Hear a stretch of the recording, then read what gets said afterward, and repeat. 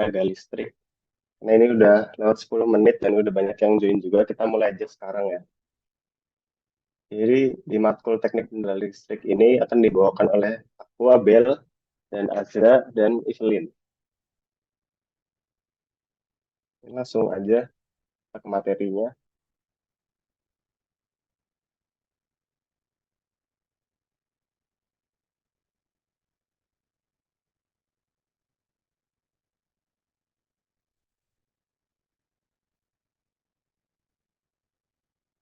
Oke, pertama itu ada AC generator. Jadi apa sih itu generator?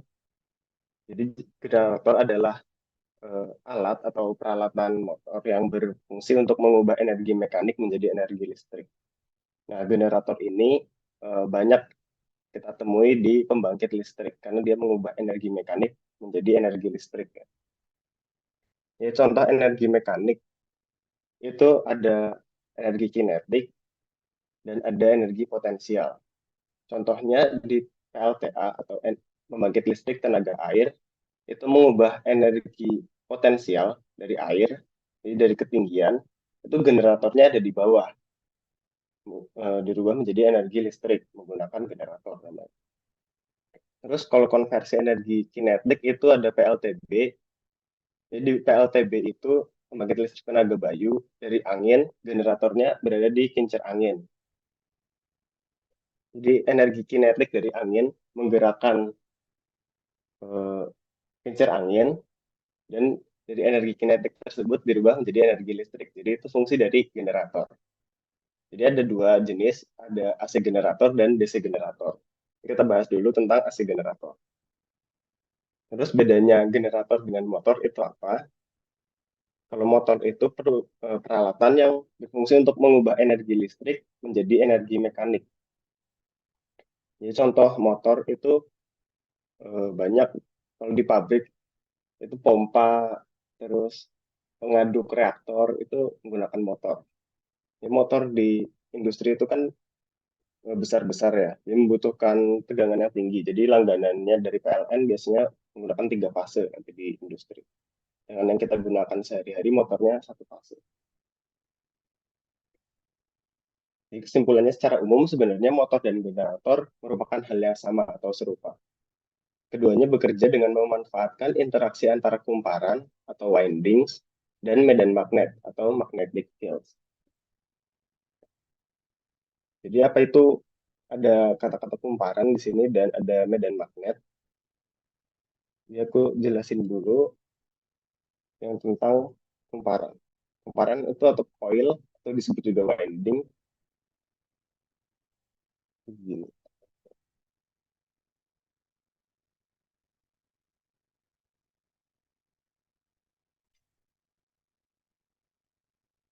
Dan ada juga medan magnet itu dihasilkan dari magnet. Misalnya ini utara dan ini magnet untuk yang selatan.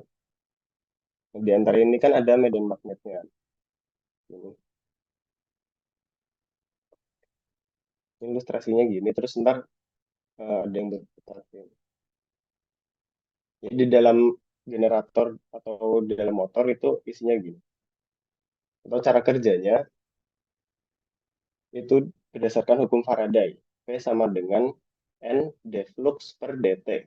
Apa artinya dari rumus ini? P itu artinya tegangan yang dihasilkan. Satuannya adalah volt. N itu jumlah kumparan.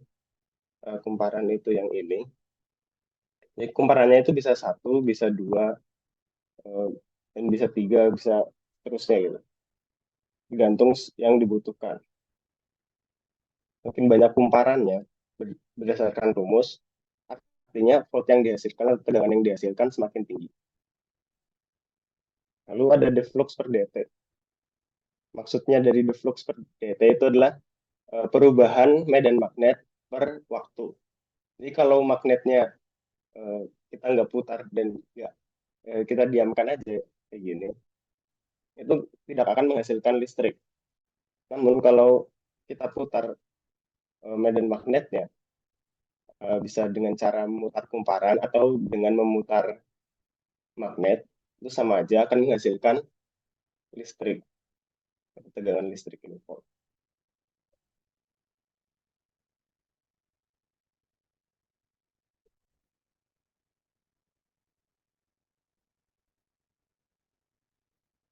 Ini untuk skema yang lebih jelas. Jadi hubungan antara koil atau kumparan dan field atau medan magnet. Ini kumparannya, ini yang disebut kumparan, dan ini yang disebut magnetnya. Dan di sini ada medan magnetnya. Dan ada medan magnetnya. N itu north dan S itu south. Dan ini kumparan yang ada di sini itu akan terus berputar. Terus berputar dan menghasilkan listrik dari situ. Dan AC generator itu menghasilkan tegangan dengan grafik berupa sinusoidal. Grafik tegangannya terhadap waktu itu berupa sinusoidal.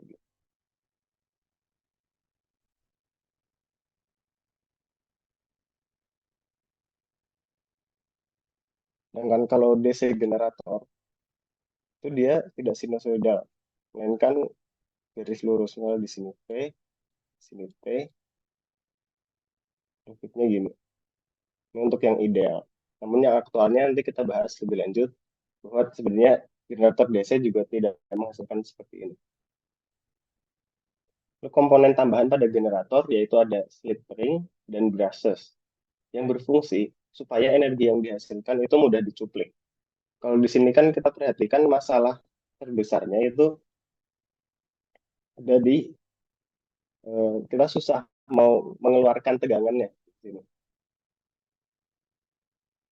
Ini kan terus berputar. Sedangkan listrik itu kita dapatkan dari mengambil bagian ini, kita tarik keluar gitu. Tarik keluar ini. Terus ini kita hubungkan dengan aliran listrik. Nah, masalahnya ini kan terus berputar gitu. Nah, kan susah dicuplik. Misal kita taruh kabelnya di sini, terus kan dia mutar ke sini. Dia akhirnya kebelit-kebelit gitu kan. Nah, makanya butuhkan slip ring dan brushes. Nah, mungkin kalau gambarannya lebih jelas, kita nonton di YouTube-nya.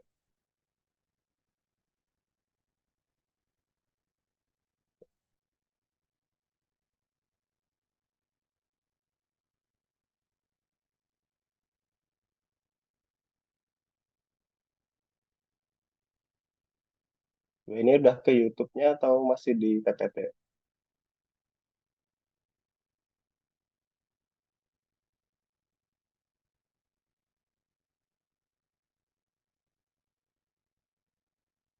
Oke. Ini ada suaranya nggak ya?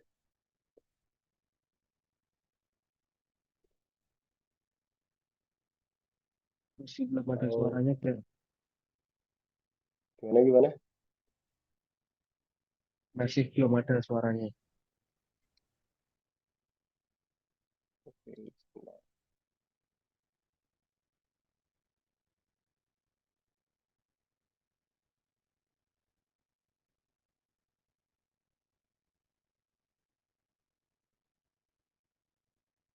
Maka udah ada suaranya? Atau masih belum?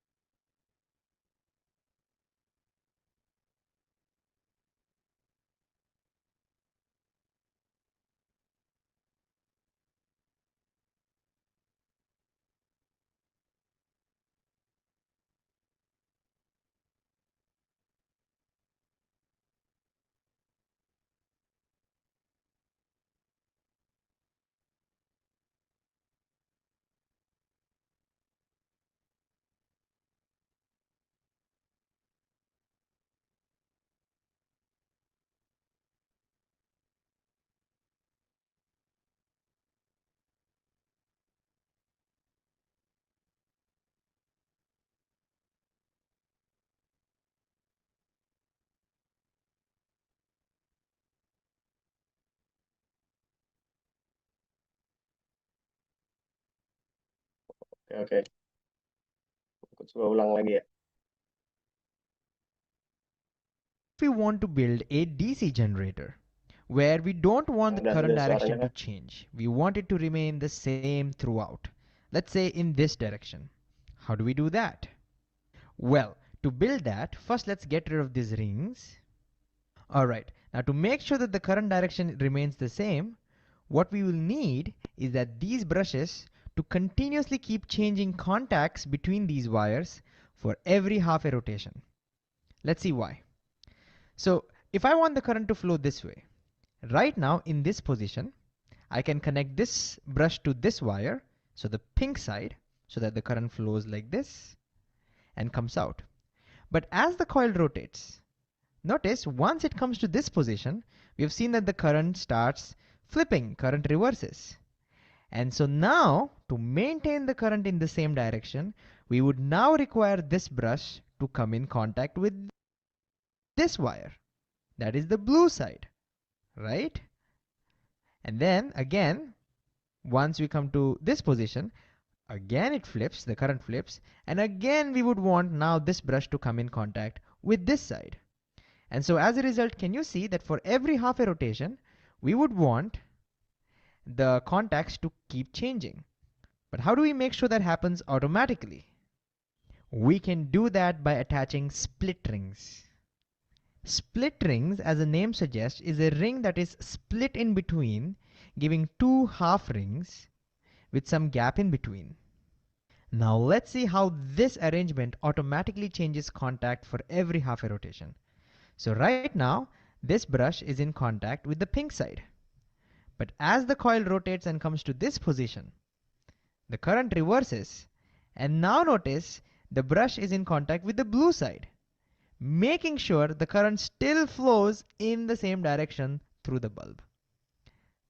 Again, as the coil comes to now this position, finishing another half a rotation, again notice it has changed contact. It is now in contact with the pink ring, connected to the pink side.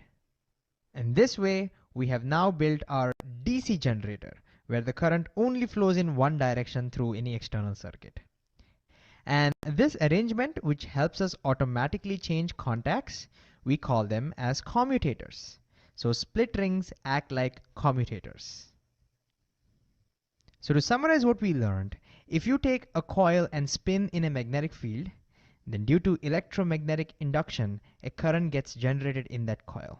Now the direction of the current depends on whether the wire is going up or whether it's going down. And as a result, for every half a rotation, we see that the direction of the current keeps changing. And so this generator is called an AC generator because it generates an alternating current, a current whose direction keeps continuously changing. On the other hand, if we use split rings, then it acts like a commutator.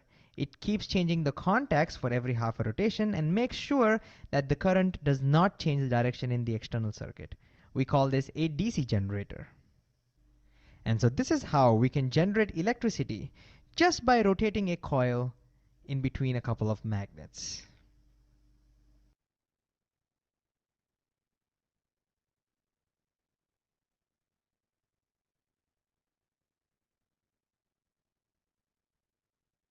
Jadi itu penjelasan tentang brushes dan slip ring ya.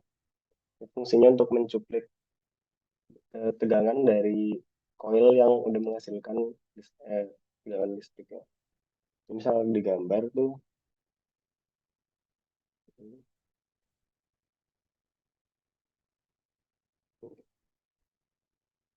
ini kan berputar gini, ini disalurkan. Nah, ini yang dinamakan brushnya, brush.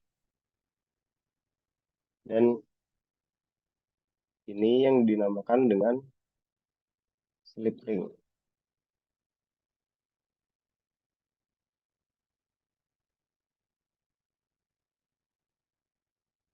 Ini brushnya. Ini dari kumparannya di ujung. Ini kumparan, terus ada magnetnya, ini juga magnet. Itulah fungsi slip ring dan brush. Jadi AC generator dan DC generator sama-sama punya brushless dan slip ring. Cuman yang di DC generator tuh namanya bukan slip ring tapi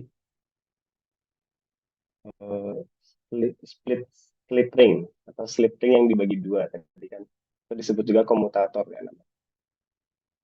Jadi kalau ditanya apakah DC generator punya slip ring, sebenarnya jawabannya nggak punya, cuman namanya itu komutator. Lalu jika diinginkan listrik DC dari sumber listrik AC dapat digunakan yang namanya rectifier. Contohnya adalah charger HP dan charger laptop. Misalkan listrik PLN ke rumah atau ke kosan kita itu kan listriknya dalam bentuk AC atau sinusoidal tadi kan. Sedangkan baterai pada laptop dan HP itu energi yang dibutuhkan listriknya berupa DC. Nah, untuk mengubahnya dari listrik AC menjadi listrik DC itu ada alat namanya rectifier. Lalu untuk mengubah AC generator yang sebelumnya sinusoidal menjadi DC generator dapat digunakan komutator. Atau nama lainnya itu split slip ring atau slip ring yang dibagi dua. Contoh hasil dari DC generator itu bukan grafik sinusoidal lagi, tapi grafiknya gini.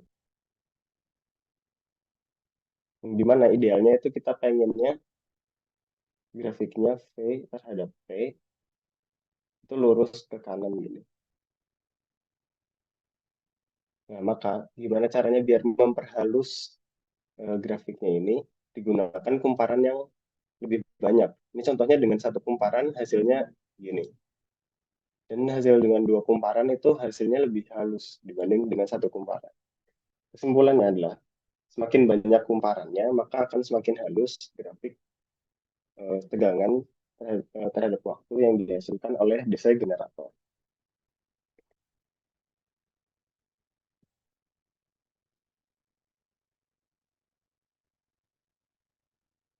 Selanjutnya DC generator. DC generator juga biasa disebut dengan dinamo. DC generator dapat menggunakan magnet. Yang pertama bisa magnet permanen, tapi ini tidak umum digunakan atau tidak ideal karena sifat dari magnet permanen itu dapat habis sifat magnetnya. Jadi kan tadi ada coil atau kumparan dengan ada magnetnya kan di sini. Selatan dan utara. Nah, kalau di sini dipakainya magnet permanen, itu sifat magnetnya bisa habis, jadi nggak ideal. Masa industri harus bolak-balik ganti magnet gitu untuk menghasilkan listrik, kan biaya yang diperlukan juga mahal kan. Jadi tidak ideal menggunakan magnet permanen. Alternatif yang kedua bisa menggunakan magnet dari listrik. Yang ini lebih umum digunakan di industri. Karena apa? Karena magnet dari listrik itu sifatnya konstan, sehingga lebih mudah dikendalikan. Secara konstruksi, generator DC maupun AC itu lebih sederhana yang generator DC. Karena komutatornya tidak perlu dibagi dua atau hanya menggunakan slip ringan. Ini sifat gelombang sinusoidal ini kan. Terus juga tadi kan kita tahu kan bahwa generator AC dan generator DC itu punya yang namanya magnet dan kumparan. Nah, magnet itu boleh berada di tengah, lalu kumparannya yang di luar, atau sebaliknya. Ini kan kumparannya yang di tengah, magnetnya yang di luar. Yang diputar itu kan kumparannya di sini, dalam kasus yang gambar ini ya. Tapi bisa juga magnetnya yang di tengah, misalkan ini ada magnet utara dan selatan, lalu kumparannya yang diam di luar. Gitu. Lalu kumparan berapa lapis gitu, gantung N-nya, terus magnetnya di sini putar. Yang penting ada deflux per dt, atau perubahan medan magnet. Kalau magnetnya diam dan kumparannya diam, itu tidak akan menghasilkan arus listrik. Nah, tapi kalau ada yang bergerak salah satunya aja, itu akan menghasilkan arus listrik. Lalu yang diputar itu yang mana yang lebih baik? Sebenarnya sama aja, cuman lebih baik yang lebih ringan.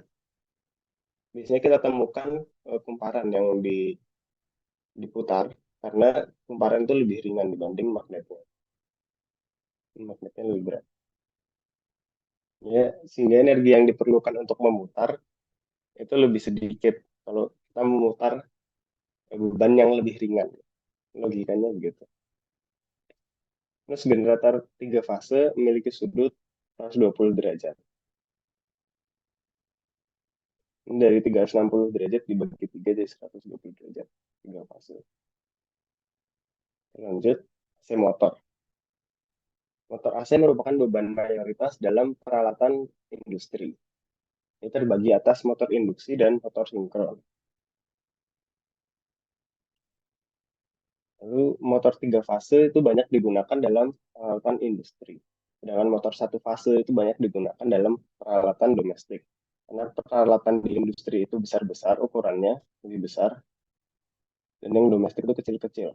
Sehingga tegangan yang dibutuhkan oleh beban atau motor industri itu lebih besar. Jadi pelangganannya 3 fase dari PLN. Sedangkan yang domestik itu hanya 1 fase. Itu tadi ada motor induksi dan motor sinkron. Ya, apa bedanya? Kalau motor sinkron, artinya kecepatan rotor itu sinkron dengan kecepatan magnetnya. Rotor itu adalah bagian dari motor yang berputar, ya. Jadi, sinkron dengan kecepatan magnet. Namun kelemahan dari motor sinkron itu bisa terjadi slip. Slip itu dapat terjadi pada motor sinkron. Artinya terjadi perbedaan antara kecepatan rotor dengan kecepatan magnet.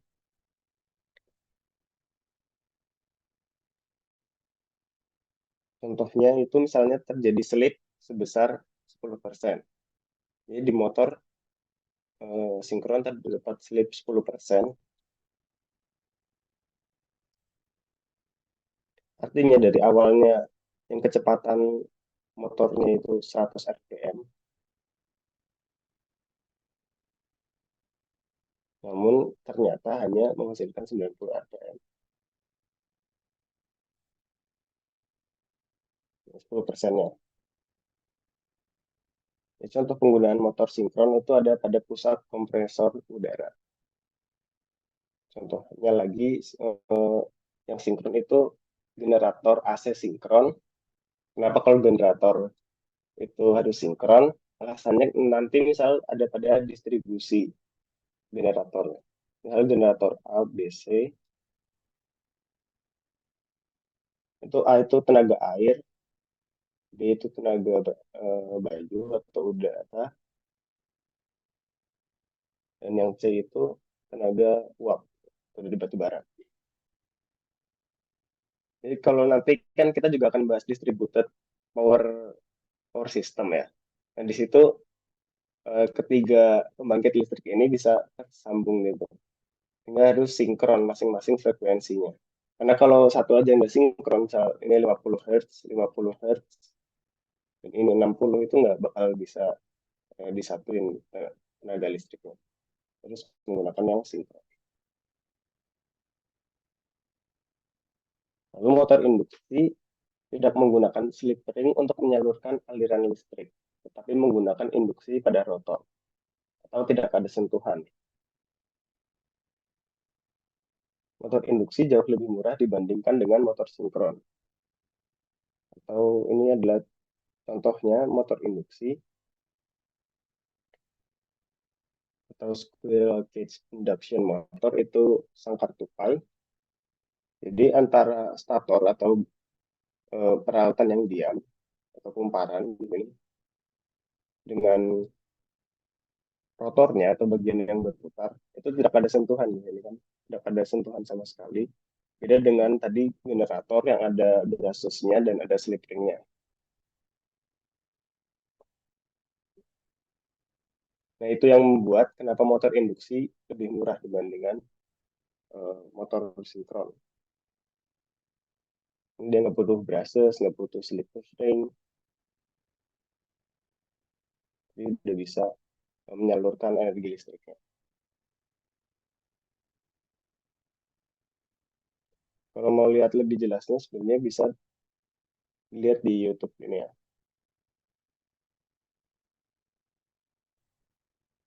Dan selanjutnya DC motor. Ya, terdapat juga jenis universal motor, artinya input motor ini dapat menggunakan arus DC dan juga arus AC. Di motor itu nggak hanya cuma ada AC DC, tapi ada yang universal sifatnya. Jadi inputnya bisa berupa arus AC dan juga arus DC. Motor DC bekerja kebalikannya dengan generator DC.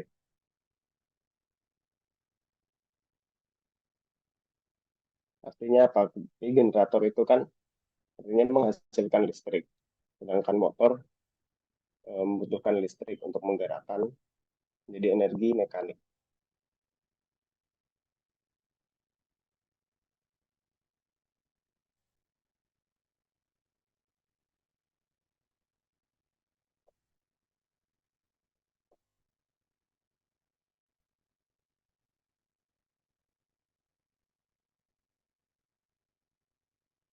Ini ada grafik torsi dengan arusnya. Makin besar torsi yang kita lakukan, maka arus listrik yang dihasilkan akan semakin besar. Ya, torsi itu merupakan tenaga untuk menghasilkan perputaran. Tadi kan berputar antara kumparan atau coil dengan magnetnya atau medan magnet. Oke, kita lanjut aja ke soal UAS tahun 2022-2023 atau tahun lalu. Ini nomor 2.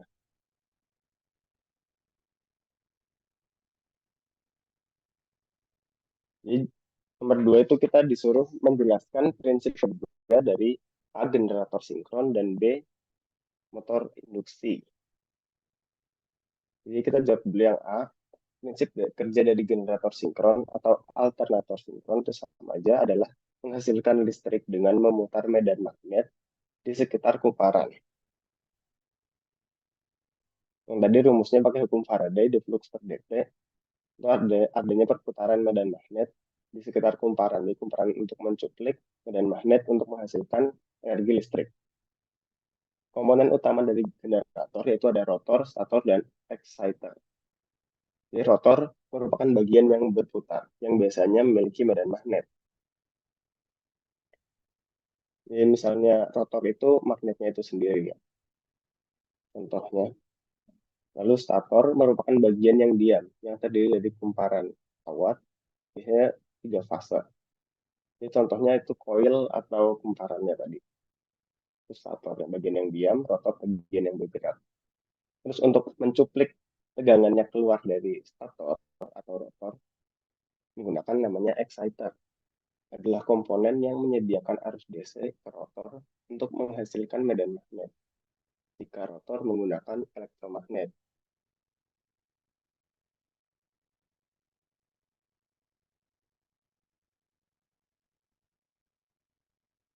Nah, tadi aku juga udah jelasin kan, kenapa generator itu harus sinkron, karena misalkan dia mau mendistribusikan tenaga listriknya, dan digabungin gitu, dia akan lebih mudah ke rumah.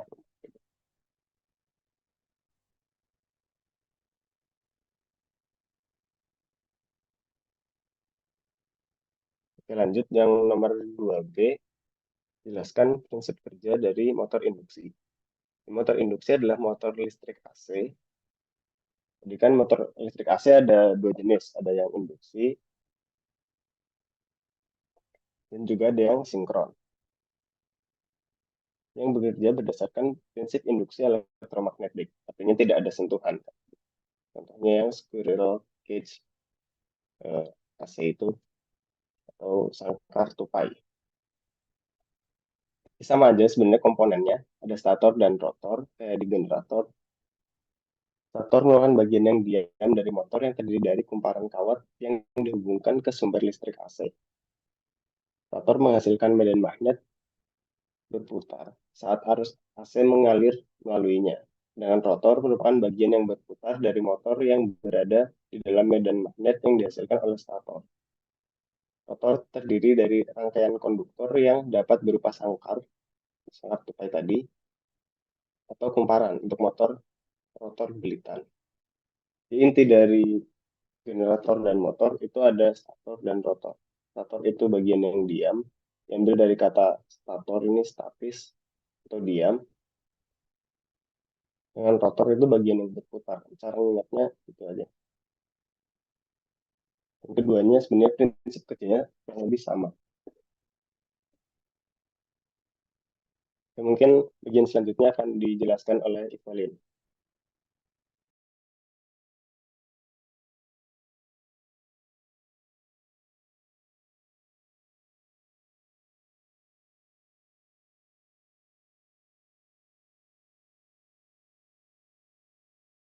Ini layarku udah nampak belum ya? Aman, udah nampak. Aman ya? Oke. Selanjutnya kan kalau misalnya dalam suatu teknik ketenaga listrikan, itu kan kita bakal pakai generator buat menghasilkan listrik. Terus nanti generatornya bakal ada disalurkan ke beban. Bebannya tuh bisa berupa motor. Nah, dalam penyalurannya ini kita butuh suatu sistem proteksi. Sesuai dengan namanya, dia itu proteksi. Jadi istilahnya melindungi. Tujuannya buat apa? Ya, pertama melindungi manusia. Kemudian kita bakal meminimalkan kerusakan sistem. Nah, kerusakan ini bisa dikarenakan adanya gangguan. Nah, gangguannya itu juga nanti kan ada durasi tertentu supaya bisa kita kurangi. Jadi gangguannya itu jangan sampai terlalu lama, maka kita pakai sistem proteksi. Nama lain sistem proteksi itu adalah protective relaying. Ini juga ada definisinya, jadi dia adalah alat-alat. Jadi sistem proteksi itu terdiri dari alat-alat yang berguna untuk mendeteksi apakah ada gangguan, kemudian juga bisa mengambil tindakan yang tepat untuk mencegah terjadinya kondisi yang membahayakan. Alat-alatnya tuh yang penting ada relay. Relay itu untuk menentukan apakah dalam saluran itu ada gangguan atau tidak. Kemudian juga ada circuit breaker. Sesuai namanya, dia itu untuk memutus atau menyambung saluran. Kemudian ada komponen transducer juga. Transducer itu untuk menurunkan level listrik supaya relaynya tuh bisa mengecek apakah listriknya tuh ada gangguan atau tidak. Lalu nanti ada komponen tripping sama auxiliary supplies. Itu biasanya sejenis dengan relay juga, tapi umumnya digunakan pada industri yang memakai tegangannya tuh sangat tinggi. Nah, untuk gangguannya, dia itu bisa overcurrent, ground potensial, sama surge voltage. Untuk overcurrent itu berarti terjadi tegangan yang sangat tinggi. Jadi tiba-tiba itu dalam salurannya itu tegangannya tinggi kali. Nah, itu termasuk gangguan. Lalu untuk ground potensial itu berarti ada sambungan di bawah tanah. Jadinya nanti bakal terjadi suatu istilahnya nanti terjadi sambungan yang tidak kita inginkan. Lalu nanti ada surge voltage juga.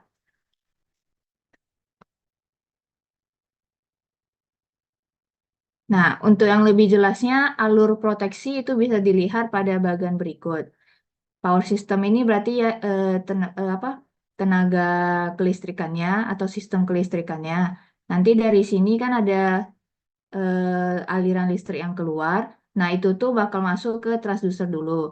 Nah, transducer ini bakal menurunkan aliran listrik yang tadi lewat supaya turun ke sekitar 115 volt atau 5 ampere dan 5 ampere.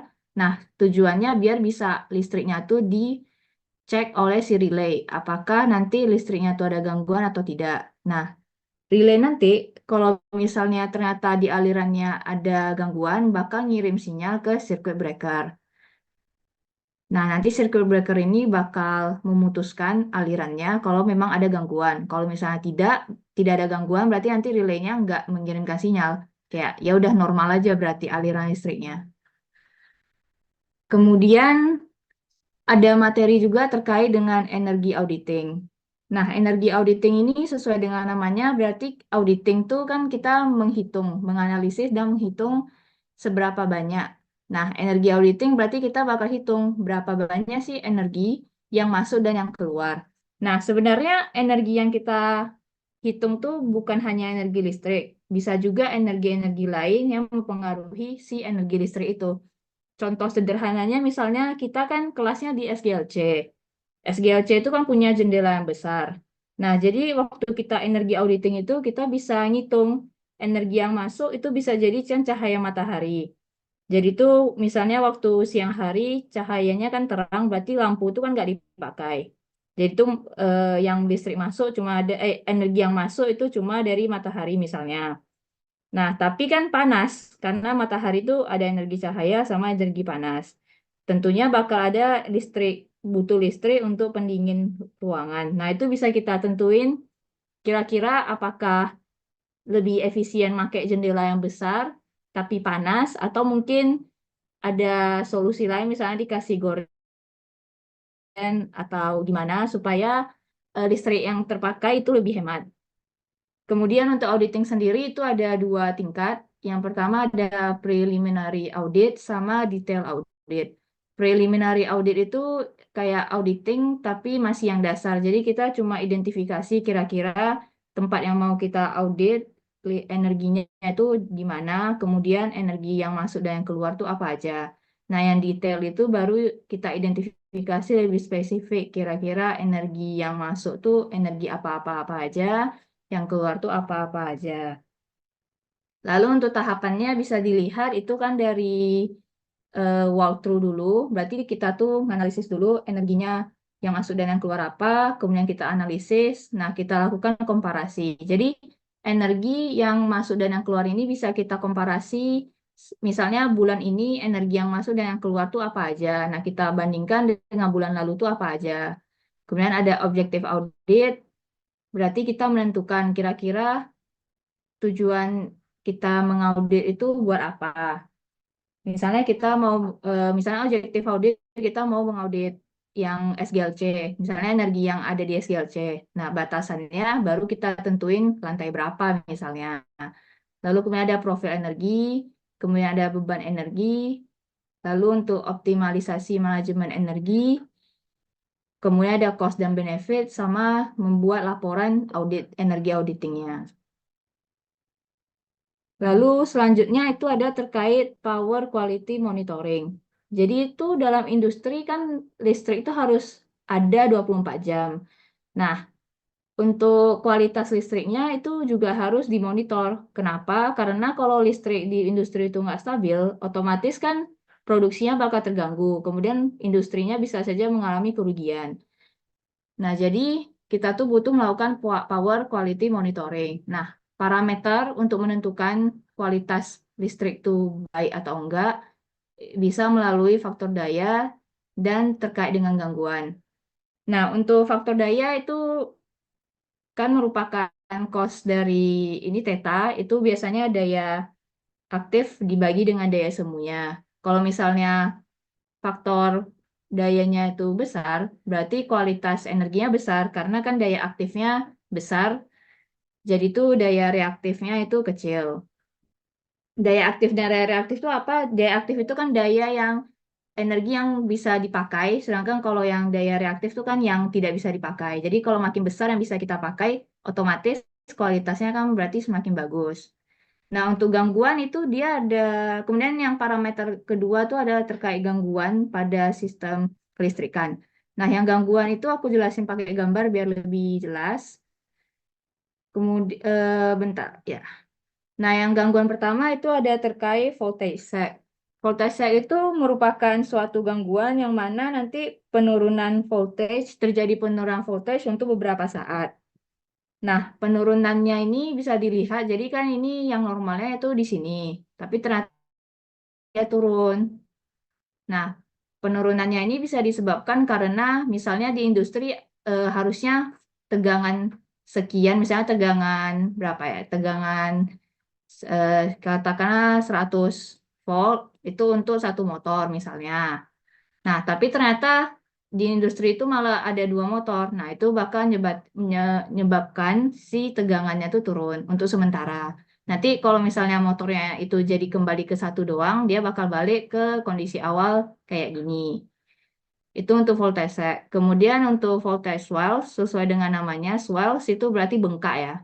Nah, ini bisa kebalikan dari voltase. Kalau yang voltase itu kan karena penambahan beban. Nah, kalau untuk voltage swells itu karena motornya misalnya ada 2 motor, tapi tiba-tiba yang satu tuh hilang. cuma ada satu motor. Jadi otomatis tegangannya yang harusnya untuk 2 motor malah jadi untuk 1 motor doang kan. Akibatnya tegangannya naik. Bisa dilihat ini garis normalnya, terusnya ini ada yang naiknya atau lebihnya. Perlu diingat kalau untuk 2 kasus ini itu sifatnya tuh sementara doang. Jadi kalau misalnya motornya itu kondisinya tuh diubah lagi, dia bakal kembali ke kondisi normal.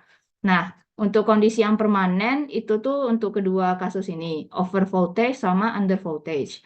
Over voltage itu sesuai dengan namanya over, berarti dia tegangannya tuh melebihi dari batasan normalnya. Nah, penyebabnya itu bisa karena regulasi tegangan yang tidak baik ya. Jadi misalnya dari industrinya tuh, dari PLN-nya memang udah tinggi gitu tegangannya. Kemudian ya jadinya tegangannya bakal tinggi terus. Lalu ada juga under voltage, itu sesuai namanya juga under, berarti dia di bawah ambang normalnya. Nah, ini kedua ini dia bersifat permanen. Lalu untuk gangguan kelima itu ada impuls, itu dikenal juga dengan transient. Jadi impuls tuh ibarat kayak detak jantung yang mendadak gitu. Jadi bisa dilihat di sini tiba-tiba ada peak yang tajam gitu ya. Nah, untuk impuls itu dia biasanya terjadi karena adanya petir. Jadi petir yang sesaat itu kan petir ada tegangan yang sangat besar. Nah, karena adanya petir, jadi tiba-tiba tegangannya itu naik dengan sangat cepat. Dan untuk durasinya itu biasanya sangat bentar aja ya. Jadi kan petir menyambar itu juga bentar doang kan. Jadi ini biasanya durasinya bisa mikrosekon atau detik. Lalu untuk gangguan yang keenam itu ada terkait outage. Outage itu adalah hilangnya tegangan untuk rentang waktu tertentu. Nah, hilangnya tegangan itu bisa dilihat dari ini. Harusnya kan dia ada ininya. Tapi karena terputus, karena suatu sebab itu dia terputus, jadinya gelombangnya tuh nggak nyambung. Terus untuk gangguan selanjutnya itu ada noise. Noise itu merupakan gangguan yang mana kan gelombangnya tegangan itu harusnya sinusoidal yang mulus gitu ya. Nah, noise ini bisa dilihat dia tuh membuat si gelombangnya ini acak-acakan gitu ya, kayak terdistorsi gitu. Nah, biasanya itu terjadi karena adanya interferensi dengan gelombang lainnya. Nah, lalu untuk gangguan yang terakhir itu ada harmonics. Harmonics itu juga sejenis noise, tapi bedanya kalau yang harmonics itu kan gelombangnya tuh ada polanya gitu. Nah, kalau yang noise dia terdistorsi gitu. Kalau untuk yang harmonics itu dia juga karena adanya interferensi gelombang lain, tapi interferensinya itu membuat suatu pola gitu. Oke, selanjutnya ada terkait distributed generation. Nah, distributed generation itu bahasa Indonesia kan berarti pembangkit yang terdistribusi. Jadi itu dulu atau secara konvensional, pembangkit itu cuma satu arah saja. Jadi nanti dari generator, itu nanti kita ada trafo, kan trafo ya. Nanti itu bakal menghubungkan ke beban, ke suatu beban. Nah, itu tuh dulu. Kayak dulu tuh orang sering pakai yang kayak gini. Nah, tapi sering dengan perkembangan zaman, ternyata yang konvensional yang satu arah ini itu tuh kurang efektif. Kenapa? Karena kalau misalnya cuma ada satu yang terpusat ya, berarti kalau terjadi gangguan di pertengahan ini otomatis yang beban ini nggak bakal dapat suplai listrik dari generator pusatnya. Nah, oleh karena itulah dikembangkan suatu generator yang terdistribusi. Pembangkit yang terdistribusi. Nah, maksud pembangkit terdistribusi itu berarti kalau misalnya bentuk konvensionalnya kan berarti ada generator satu, kemudian trafo, lalu nanti ada beban. Nah, kalau yang terdistribusi berarti bisa aja nanti, bentar aku gambar ulang ya, kan generator, kemudian ada trafonya, terus nanti ini bebannya. Nah, kalau yang terdistribusi itu bisa jadi di saluran sini itu terhubung lagi dengan generator atau pembangkit lainnya. Karena dia terdistribusi ya, berarti generatornya nggak harus bergantung ke pusat aja. Nah, jadi kalau misalnya nanti ininya ternyata bermasalah, nggak bisa dipakai, nah beban ini masih bisa dapat listrik dari generator yang sebelah sini, gitu. Itu konsep dasar dari pembangkit yang terdistribusi. Nah, tujuannya kayak yang udah aku jelasin, pokoknya untuk mengurangi ketergantungan terhadap pembangkit pusat. Nah, generator ini bisa menghasilkan listrik itu melalui beberapa sumber. Pertama, misalnya mesin diesel. Kemudian juga ada mikroturbin, lalu ada turbin baik angin, gas uap, lalu juga bisa solar, itu pakai panel surya, kemudian juga bisa pakai panas bumi. Nah, kemudian terkait dengan pembangkit yang terdistribusi, ada kasus terkait islanding of power. Nah, islanding of power ini merupakan suatu kondisi di mana suatu suatu area dari power grid. Jadi generator-generator ini bisa kita sebut sebagai power grid ya. Power grid. Kemudian ini ada power grid pusat misalnya di sini. Nah, jadi itu islanding of power itu merupakan kondisi di mana kan harusnya dari pusat atau bukan pusat sih lebih ke generator yang satu ini dia kan bakal ngalirkan listrik sampai ke beban-beban ini. Nah, di sini juga ada generator misalnya karena dia terdistribusikan. Nah, karena suatu kondisi misalnya jalur ini terputus, otomatis kan nggak ada kotak ya dengan generator yang di sebelah sininya. Berarti nanti dia bakal terisolasi gitu. Nah, terisolasinya bakal bentuk suatu area, biasanya disebut pulau gitu, islanding. Nah, sebenarnya islanding ini bisa disebabkan karena ya masa putusnya ini itu bisa disebabkan karena adanya masalah jaringan, kemudian karena ada kerusakan sistem dan sebagainya. Kemudian ada juga terkait engineering work. Untuk engineering work ini dia mirip kayak KKUP, jadi kita harus menyelesaikan suatu proyek keteknikan dengan melibatkan berbagai disiplin ilmu keteknikan.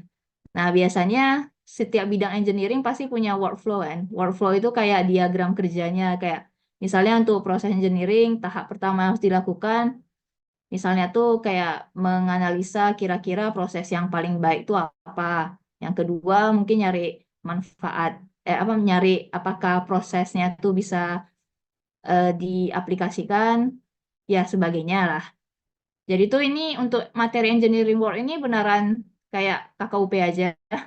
Jadi bidang-bidang keteknikan itu bakal bekerja sama untuk menyelesaikan suatu proyek. Dah, itu aja. Selanjutnya ada materi nanti single line diagram. Jadi single line diagram itu sebenarnya masuk ke distributed generation, tapi ini bakal dijelasin lebih lanjut oleh Azra. Oke, itu aja dari aku.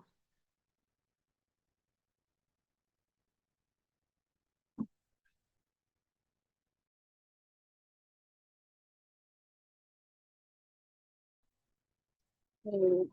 Sebelumnya kedengeran nggak suaraku? Kedengaran Zra aman-aman. Ya, bentar ya, aku share screen.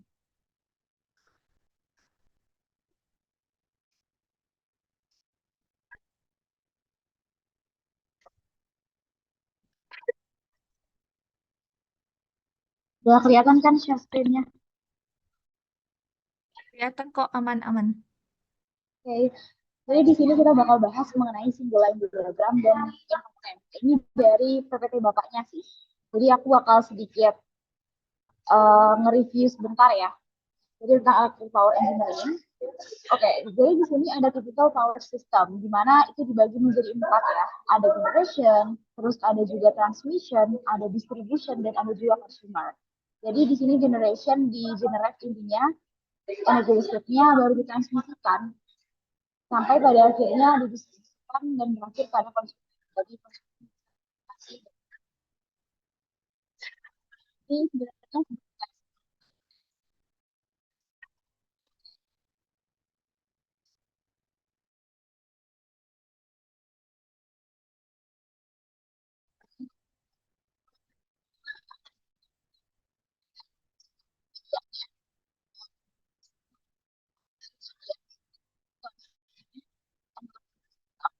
terus ada terus sama ini aku ngasih tahu nanti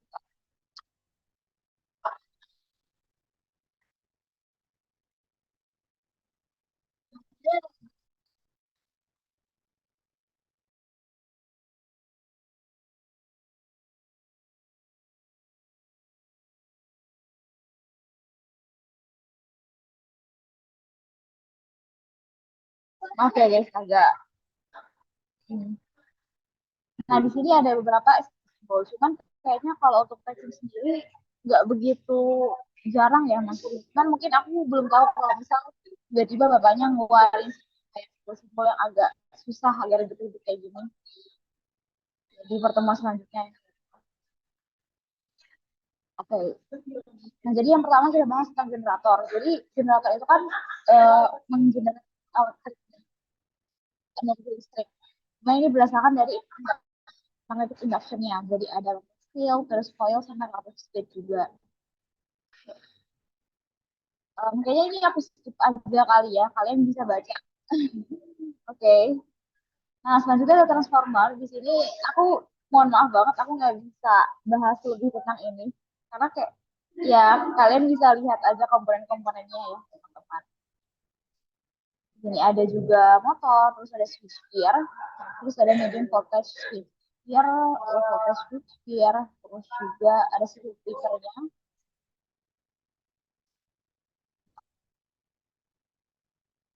Oke.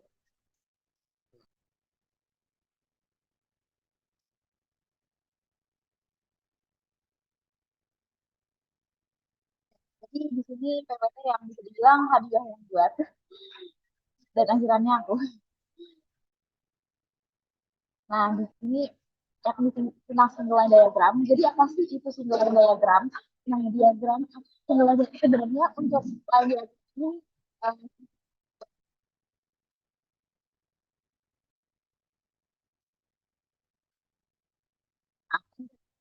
line diagram itu sebenarnya dia grafik gambar listrik yang memperlihatkan komponen-komponen sistem instalasi listrik yang diwakilkan oleh simbol-simbol dan menggambarkan bagaimana komponen-komponen itu berhubungan. Jadi kalau untuk dari teman-teman elektro itu kan biasanya menggunakan single line diagram itu buat menggambarkan suatu komponen-komponen, dimana itu lebih bisa dibilang mempermudah lah istilahnya buat mereka bisa membaca suatu rangkaian listrik. Nah, untuk komponen utama dari LED sendiri ada beberapa. Generator, ada transformer, motor, switchgear, circuit breaker, motor control center atau MCC, terus ada power and control cable sama grounding systemnya. Nah, ini untuk simbol-simbol LED yang jadi ini yang bisa dibilang cukup sering sih ya, yakni ada sisinya ada utility source. Jadi mungkin menurut aku teman-teman bisa apalin dikit-dikit. Yang paling sering tuh ada ini utility source. Jadi intinya utility source itu kayak semacam um, source-nya itu loh, gimana bilangnya, kayak dari sumber dari energi itu sendiri, terus ada transformernya. Nah, kalau transformer buat teman-teman, nah transformator, terus ya, terus ada switch ini buat kayak um,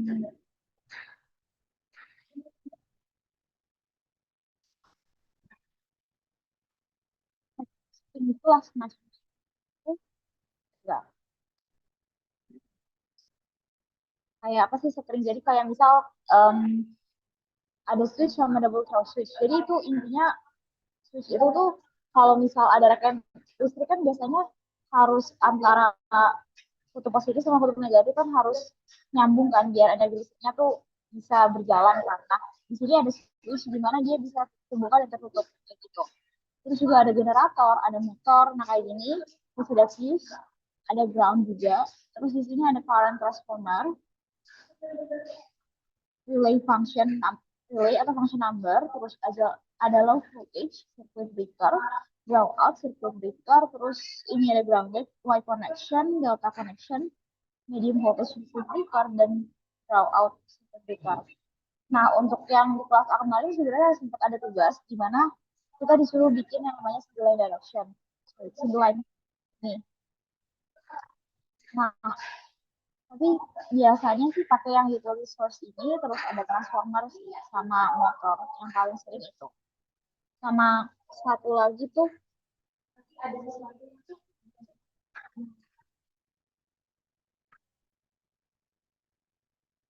dulu ya. Nah, sebelumnya suaraku kecepatan banget nggak? Diam semua ya.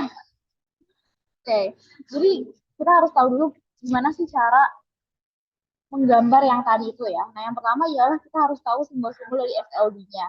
Nah, dari sini. Jadi, at least kalian harus ya lumayan apal lah ya. Kayak yang paling sering muncul yang kayak gitu biasanya itu seperti ini, transformer, generator, motor. Nggak semuanya sih biasa. Terus kita bisa tahu dulu komponen apa aja sih yang ada di soal. Nah, baru habis itu gambarin nih komponennya secara urut dan sistematis. Serta habis itu berikan keterangan komponen dari misal contohnya arusnya, tegangannya, dayanya, gitu. Dan yang terakhir ialah kita bisa masukkan notasi dan kapasitas dari masing-masing komponen yang dibutuhkan. Oke, lanjut. Nah, ini cara step-by-stepnya ya. Jadi yang pertama substitusi komponen jadi simbol SLD-nya. Jadi misal ini ada resource, terus kita pakai disconnect switch. Kita pakai fuse, terus itu terus habis itu pakai transformer, signifikan dan sebagainya. Jadi kita gambarin dulu yang bakal ada di terus habis itu kita coba connect nih yang sesuai alur separasinya. Jadi maksudnya itu kayak macam ruang-ruang gitu loh. Jadi yang kayak mungkin buat teman-teman yang bingung ini apa sih yang titik-titik putus ini maksudnya itu kayak ruang-ruang gitu loh. Jadi bisa dibilang mempermudah lah intinya biar tahu oh gambar ini berarti ada satu ruangan khusus, yang ini juga ada ruangan. Nah, baru habis itu kita tambahin notasi angka dari misal arusnya, terus juga ada tegangannya dan lain sebagainya. Cuman kayaknya kalau yang ini anak elektro banget ya, ada 3 scene. Ini kayaknya kita enggak. Jadi nggak tahu kalau misal tiba-tiba bapaknya ngajarin. Oke. Nah, di sini aku langsung lanjut soal aja ya. Nah, kelas A, tapi ini merupakan soal kelas tahun sebelumnya. Nah,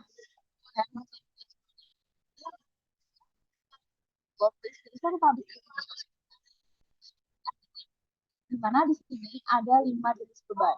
Ada motor shredder, di mana dayanya itu ada 2000 watt, terus tegangannya 11 kV.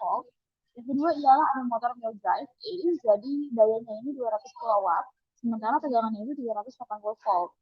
Nah, yang ketiga itu ada motor mill drive B, itu dayanya 340 kW dan tegangannya 380 volt. Jadi untuk tegangan baik dari motor mill drive A, B, C, sama lighting itu sama ya, 380 volt. Cuma yang membedakan ialah dayanya. Di mana dayanya ini ada yang 200 kW, 340 kW, 380 kW, dan menurut aku butuh ketelitian ya buat bisa menerjemahkan kalimat tersebut menjadi sebuah single line diagram. Nah, di sini kita bisa dia dikasih tahu juga nih clue-nya. Selain area preparation and milling, dalam kompleks pabrik ini masih terdapat 3 area. Nah, di sini ada dia bilang ada 3 area lainnya yang masing-masing membutuhkan 6.000 kW. Nah, jaringan distribusi pada kompleks pabrik ini menggunakan tegangan 11 kV. Nah, untuk memenuhi kebutuhan listriknya, pabrik ini berlangganan pada utility di tegangan menengah PSM 20 kV. Nah, yang ditanya ialah, buatlah single line diagram lengkap dengan komponen utama dari utility connection point dengan utility hingga motor pada area preparation and milling. Di mana di sini ada berbagai ketentuannya ya. Jadi simbolnya harus berdasarkan IEC yang tadi simbolnya. Terus yang kedua adalah beban lagi pada area preparation and milling itu disimbolkan sebagai lambung. Terus beban pada 3 area selain preparation and milling disimbolkan sebagai lambung juga. Terus ada faktor daya beban motor diasumsikan 0,8 dan faktor daya beban lighting 1. Jadi sebenarnya untuk faktor daya beban motor diasumsikan 0,8 itu bisa dibilang cuma jadi syarat aja sih. Jadi ya kayak gitu. Jadi kayak misal maksimalnya kayak gitu deh harus 80%. Nah, sedangkan braking capacity-nya diabaikan. Nah, braking capacity itu ialah kapasitas pengereman motor. Jadi kan kalau misal kita lagi naik motor nih, kita kalau untuk berhenti itu kan ada kayak buat rem kan. Jadi itu sebenarnya dayanya kan menurun kan. Cuman untuk itu diabaikan lah intinya.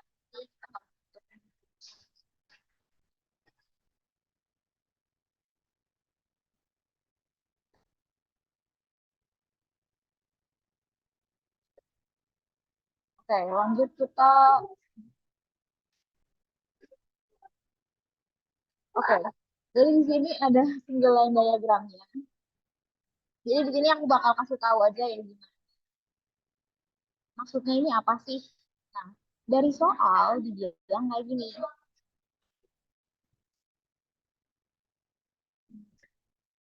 Nah, di sini kita bisa lihat pabrik ini berlangganan pada utility di tegangan menengah TM 20 kV.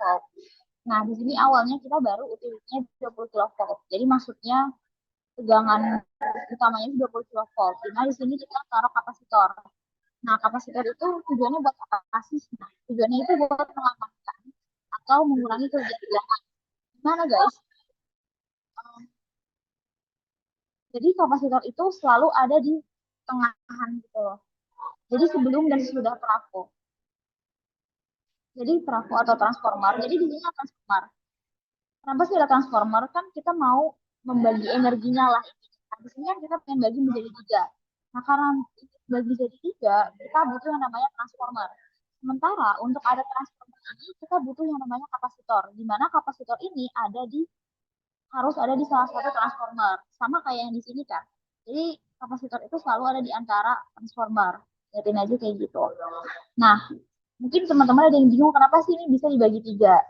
Di sini kita bakal lihat lagi soalnya. Ini ada kata-kata dalam kompleks pabrik ini masih terdapat tiga area lain yang masing-masing membutuhkan daya 60 kW. Jadi bisa dibilang ini masih rencana di mana mereka ini pengen ngebangun pabrik ini. Selain itu ada tiga area yang harus membutuhkan 60 kW. Jadi selain beban yang kelima ini, mereka juga pengen ada area lain ini. Nah, jadi makanya dibagi. Nih, ada tiga ini, area ini, sama bagi yang area ini. Nah, lanjut. Kita ke sini, balik lagi. Nah, ini tinggal kita sesuaikan aja sama jenis bebannya. Nah, untuk jenis bebannya sendiri, aku bagi jadi dua. Jadi yang pertama ini ada motor consider, karena kebetulan dayanya ini termasuk besar ya, 2000 kW, sama nomor 2345 ini di ruangan yang mereka baru ruangan yang sama, cuman yang ini dayanya tuh lebih gede aja, jadi agak dipisah aja gitu. Nah, ini kenapa di gambarnya gede? Karena ini kebetulan dayanya tuh lebih besar aja, jadi biar bisa gampang buat orang tuh langsung notice gitu loh, oh ini dayanya besar dibandingkan yang lainnya. Jadi mungkin ini bisa diperhatikan juga buat teman-teman. Nah, FYI ini mungkin buat teman-teman yang bingung, ini maksudnya motor ya. Yang ada apa sih cacing-cacing gini ini maksudnya motor. Oke, bentar. Oke, balik lagi. Nah, jaringan distribusi pada kompleks pabrik ini menggunakan tegangan 11 kV. Jadi dari yang 20 kV ini kita bagi nih ke 11 kV. Di mana tegangannya ini 380 kW. Nah, sementara itu kalau yang di area lainnya ini, kita bisa lihat area lainnya ini kan 6000 kW masing-masing tiga area. Jadi kita bikin aja 6000 kW. Di mana ini 11 kV semua ya, karena katanya dia bilang tadi menggunakan tegangan 11 kV. Jadi masing-masing dari beban ini menggunakan tegangan 11 kV. Nah ini ya, jadi 11 kV 6000 kW, 11 kV 6000 kW, ini juga 11 kV, cuman wattnya ini 280.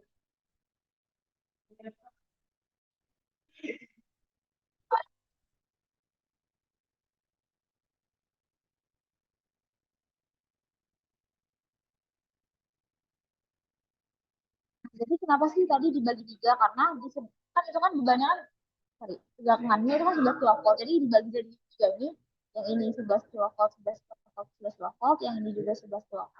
Yang di motor MCS, ini maksudnya motor Rider ini juga kan tegangannya 11 kV ya. Jadi dibagi tiga gitu. Sementara untuk dayanya, mohon maaf ya, enggak. Jadi dayanya itu 2000 kW. Nah, jadi kita tinggal sesuaiin aja nih motornya drive A, B sama C-nya, sama lighting-nya. Kita sesuaiin gimana, di sini tegangannya kan 380 volt. Di sini juga sama, 380 volt semua. Jadi ini kalian bisa tambahin juga. Jadi di setiap masing-masing komponen ini bisa ditambahin 380. 380 volt setiap ini. Nah, untuk motor, ini kan motornya AC. Nah, seperti yang kita tahu, motor itu kan sebenarnya ada AC, ada DC. Nah, kenapa sih kita langsung mengasumsikan bahwa ini motornya AC? Alasannya karena jadi kalau motor AC itu emang biasanya 300 volt kan, dimana emang motor AC itu biasanya tegangannya tuh emang besar. Beda kayak misal motor DC. Nah, motor DC itu tegangannya emang kecil, kayak daya yang dipakai tuh emang kecil juga. Padahal daya yang dipakai juga besar juga. Kalau mungkin kalau kalian masih belum kayak bingung apa sih bedain motor DC sama AC. Nah, motor DC itu intinya kayak misal contohnya jam. Nah, jam itu kan itu sebenarnya termasuk motor, cuma bedanya itu kecil. Terus juga biasanya kalau buat mencirikan motor DC itu biasanya kalau motor DC biasa pakai baterai kayak gitu. Oke, terus selain itu ada lighting juga ya teman-teman. Ini simbolnya kayak gini. Nah, simbolnya di sini 5. Nah, ini kebutuhan dayanya juga 50 kW. Jadi kita tinggal masukin aja. Kayak gitu. Nah, mungkin ada yang bingung kenapa sih di sini ada titik-titik garis-garis putus-putus yang kayak gitu. Nah, garis-garis putus ini sebenarnya buat biar gampang kita ngasih tahunya gitu loh. Jadi kalau misalnya sekali lihat, kamu bisa tahu, oh ini satu ruangan. Yang sementara yang ini tuh ada 3 ruangan yang berbeda yang kayak gitu. Sebenarnya sih itu aja sih. Mungkin ada yang mau nanya tentang ini kayak sebenarnya sih ini masih simpel ya. Tapi jujur aku nggak tahu apakah kan kebetulan kayak yang kelas ini kan kebetulan dari yang selama ini diajarin bapaknya kelas A ya ini aja. Tapi nggak tahu mungkin kalau misalnya ada tambahan-tambahan kalau tiba-tiba komponennya harus yang kayak sebelumnya ini loh. Tiba-tiba kayak agak ribet gini. Kayak gitu. Yang harus ini ada si step 4 ini. Sampai saat ini sih biasanya baru tegangan sama arus aja sih. Gitu. Ada yang mau bertanya?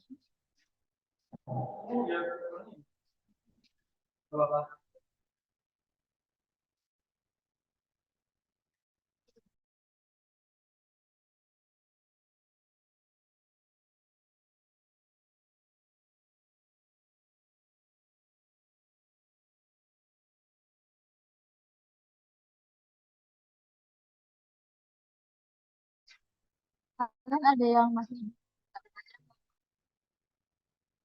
ya ada mungkin yang teman-teman kelas A gitu. Soalnya jujur aku kayaknya megang kelas A, jadi teman-teman kayak ada sama Ipolin kita bagi 2 aja.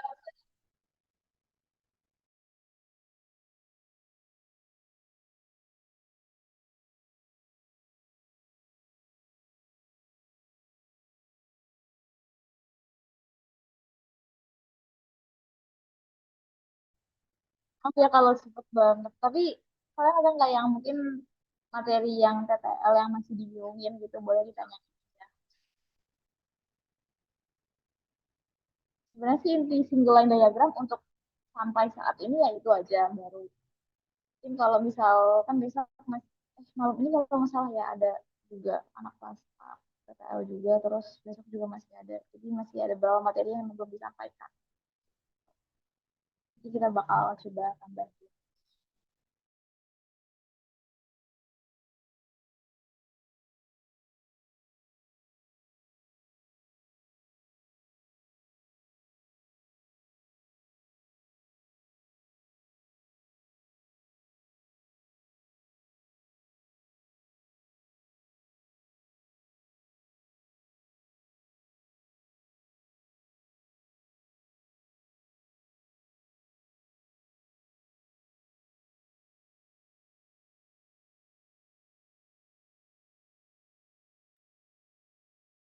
Oke, mungkin aku cuma nambahin aja ya. Jadi kan sebenarnya materi TTL itu kayak kata Azra tadi, intinya memang di single line diagram. Yang mana untuk yang kelas B itu benaran nggak diajarin sama sekali. Jadi yang kelas B itu full bagian aku sama Abel itu teori doang ya yang kelas B. Untuk yang kelas A itu single line diagram. Nah, jadi itu kalau dari soal ujian tahun 2022-2023 itu bobot soal untuk single line diagram itu besar ya 70%. Jadi aku harapin kalau misalnya kalian ada yang bingung tentang single line diagram, itu boleh chat aja, atau mungkin kalau misalnya ketemu di kampus itu tanyain aja boleh. Terus kalau untuk teori-teori yang aku sama Abel jelasin itu untuk untuk sekedar tahu aja itu boleh. Karena memang yang ditanya itu pasti seputar kayak general aja. Jadi nggak yang terlalu dalam. Nah, yang fokus utama kita tuh yang di single line diagram. Mungkin itu aja yang bisa aku tambahin. Kalau dari Abel ada yang mau ditambahkan, silahkan. Aku baru nemu ini, nambahin materi yang induksi motor. Ada video di YouTube bagus. Aku share aja ya.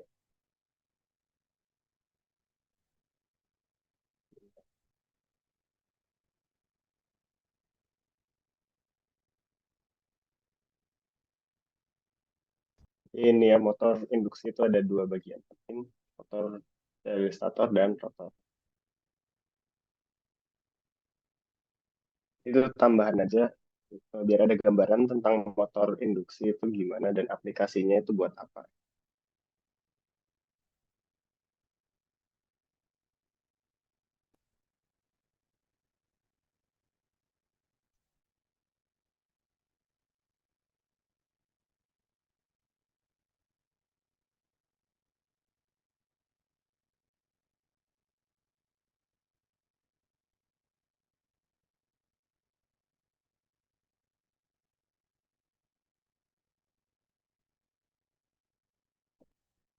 Dan sama kayak yang jelasin Evelyn sama Azra tadi, kalau kelas B itu kita nggak diajarin single line diagram, dengan kelas A fokusnya banyak di single line diagram.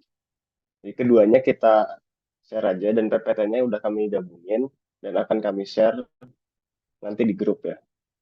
Jadi baca-baca aja teman-teman yang penasaran.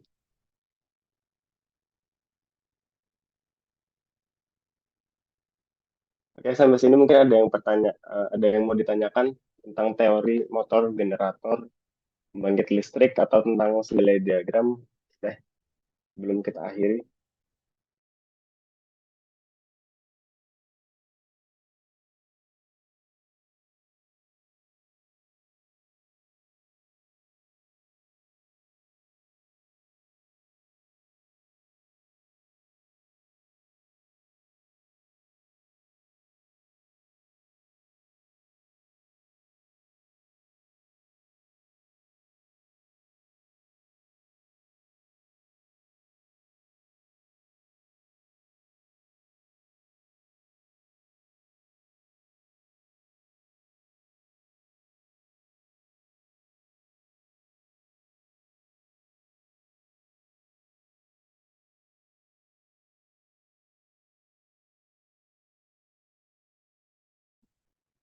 Oke, kalau belum ada yang mau ditanyakan, next tutor kita akan bahas soal-soal tahun lalu.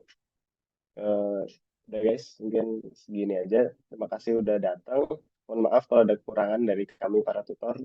Wassalamualaikum warahmatullahi wabarakatuh. Ya, boleh, guys.